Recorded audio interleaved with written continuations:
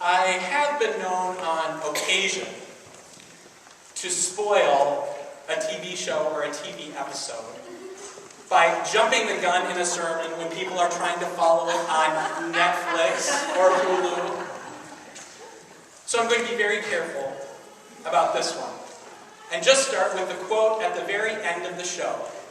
After much singing and dancing and excitement, and in the last season what seemed like a lot of craziness, the show Glee came to its final conclusion. And there, at the very end of the show Glee, there's a quote that is said by this crazy, bizarre Sue Sylvester, who has gotten herself in more trouble and made more enemies along the road, where she ends by looking out at the Glee Club and saying, "See the world not as it is. See the world as it should be. See the world not as it is, but see the world as it should be." What an incredible message at the end. And what a great way for us to come into this Rally Sunday to think about who we are and who we aspire to be as people of God in this place, as people who are striving in our living to be like Jesus, to walk in his ways, to look at how God breaks into this world. See this world not as it is, but as it should be. Of course, we bump up against this and we struggle. Some of you have probably read the book, The Wizard of Oz. Perhaps some of you are in the midst of reading it to your children now. I know that one of my colleagues said that he has been reading it to his daughters as they go to bed at night. However, most of us, what we remember about Oz and the Emerald City is that the Emerald City is green and incredible. If you read the book, different than the movie, it's not green. What has happened is this wonderful, incredible wizard has had everyone put on green glasses. So when you look out at the world, it is green. And when you come into the Emerald City and you put on these glasses, it is incredible.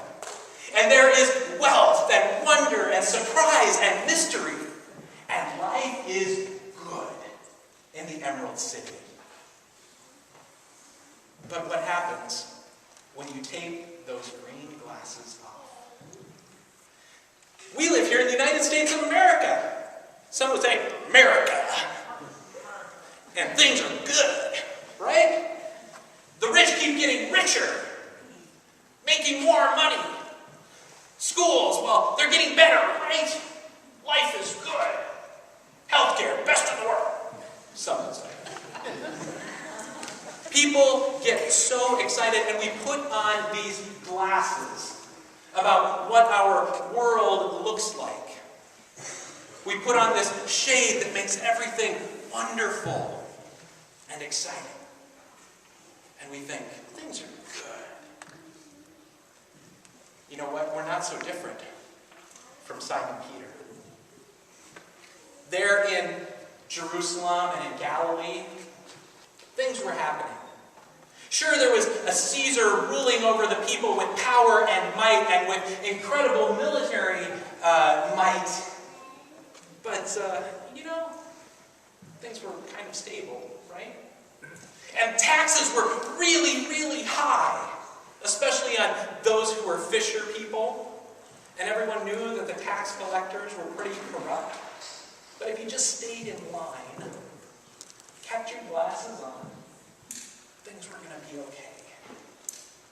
And that temple in Israel, the big one, the Holy of Holies, well, even though the right people weren't in power and it wasn't being run especially well, and some people were kicked out or not even let in the first place, well, it's okay. Just keep those glasses on and look at this world, this incredibly wonderful world. And then Jesus steps into the scene. He he messes it all up. He starts talking about healing for those who are on the margins and about people who aren't being led into the Holy of Holies, much less into the temple. He starts talking about the ways that Caesar is not the Son of God, is not God, but rather that there is one Holy One that they look to. There is one that they will follow and praise. This one who has created and is creating, who has built up community, who has shown people what it means to be a witness of God's love and God's mercy and justice in the world. Jesus takes them one by one, walking through what is happening in their world. And he gets them to take off the sunglasses. To say, it's not the way it should be. You have been tricked by the powers of this world into what you think is going on. He takes them one by one and says the world needs to be different. And it starts by following one who will proclaim God's justice here and now. It starts by stepping out in faith and doing the really hard work. And guess what? It can lead to the cross. The symbol of torture, the symbol of the Roman Empire, to tear people down, to knock down their lives, it goes there. But then on the other side, there's new life in which you can begin to rebuild and reimagine the world as it should be, not as it is. Now, Simon Peter and the disciples get shaken up. When he starts taking off those sunglasses and helping them to see the world as it is, and then trying to imagine what it could be, it's so much easier just to put those glasses back on. Let GE build a big corporation and make sure that we've got plenty of food and that we've got lots of safety by weapons that are built up and stockpiled enough to destroy the world how many times over? Make sure that our health care is there, and even if some people don't get seen or it's not exactly right, just make sure that when we want to call the doctor, a nurse might answer and might walk us through the questions that we have, and make sure that, well, maybe we'll be okay. Make sure that our pension funds don't dip too much, and that we don't get too uncomfortable thinking about what it could look like when we're 75 or 80 or 85. Let's just keep those glasses on, because they help us feel safe and comfortable in a world that we know can be challenging. And what happens when Jesus steps into those places and says, take off the darn glasses? I almost slipped. Take off those glasses and look at the world in the way that it is, and then imagine what it should be. Imagine what this world would look like if we truly honored the Creator who has called forth life and invited us, asked us to be stewards, rather than to ruin it and pollute it, to degrade the creation around us. Imagine what it might look like if we took Jesus seriously and were willing to walk and follow to the cross.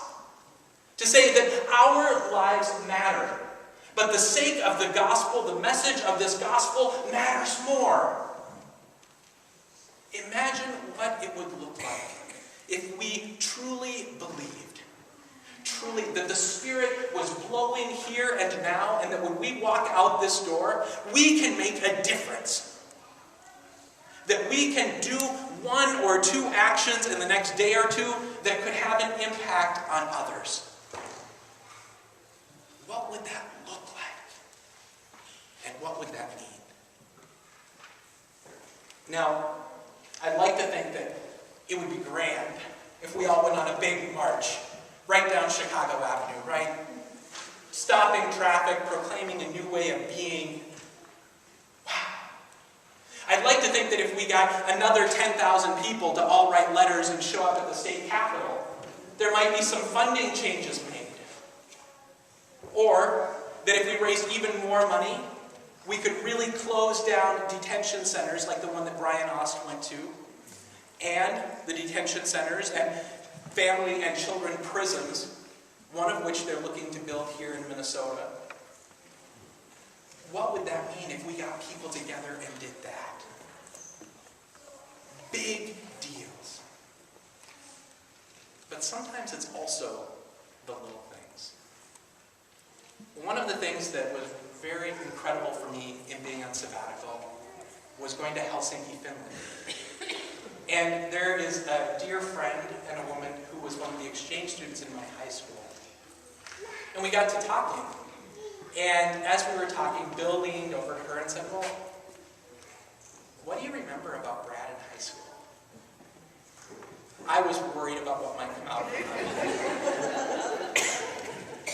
But what she responded is she said, when we were sitting there in our high school civics class, every morning we would watch 10 or 15 minutes of the news and current events, and we would have to do a quiz. And she said, being new to this country and still working on my English, there's no way I could follow the news. There was no way I could understand what was going on. And she said, so I just leaned over to Brad and I said, could I borrow your notes each week and use your notes to study? And she said, without questioning at all, he said yes. And for the next 6 weeks, he consistently gave me his notes so I could study. I had no recollection of sharing my notes. I had no understanding of what that meant to her. But for her, it was a place where she was able to enter in, feel connection, and feel like she had a chance in a world that seemed kind of stacked against her at that moment. At least in terms of trying to catch up on English and school and get used to a new place of being. So when I think about the ways that we are called to step out these doors, I know that some of you are going to be marching and going to school board meetings. Some of you are going to be writing letters to the Capitol or going and visiting Congress people. I know that some of you are going to be very strong witnesses in other ways. The Green Team, racial equity, Minnesota without poverty, education.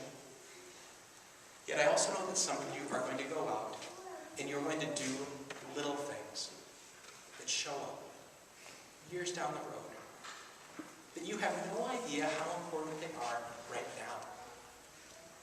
Perhaps it's sitting down with one of your kids and having a hard and honest conversation.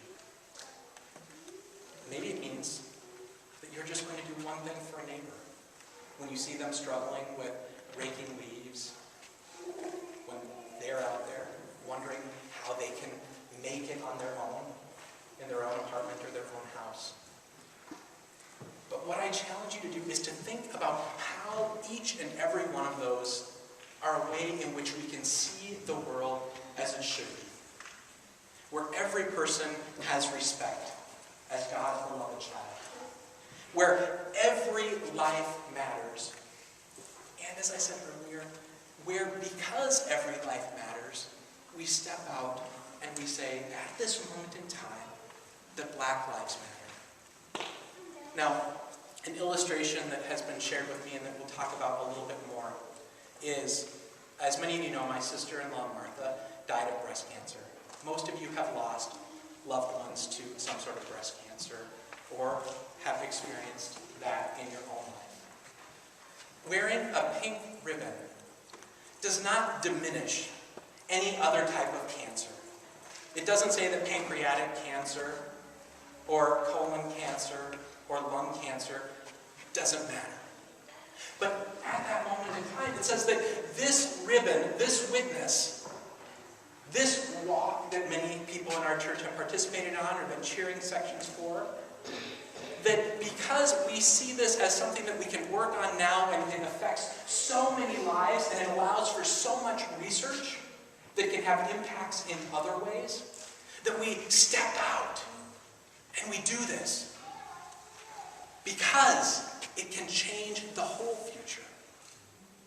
And at this moment, we know that Black Lives Matter may not be the whole answer, But if we work on this one issue, what it does is it lifts us all up, and it liberates people who have all different colors of skin, including those of us who are white. Amen. It says that we all can be free. We all can be liberated. But it is hard work. And Jesus knows it. So the question on this Rally Sunday I have for you is, are you willing to step out on faith? Are you willing to get on the road with this Son of Man who knows that it's hard work and that it leads to the cross and that by God we could die? Die to ourselves and die to this world. But get those glasses off, people of God. Because if we stand here with green-tinted glasses in our own make-believe Emerald City, we are lost. And then we can sing out with the people in glee, and we can stand there and say, we do not see the world as it is. Jesus did. But we see the world as it should be. Walking in the ways of the one who will not let us go, who challenges us and changes us for the sake of the whole, for the sake of the whole.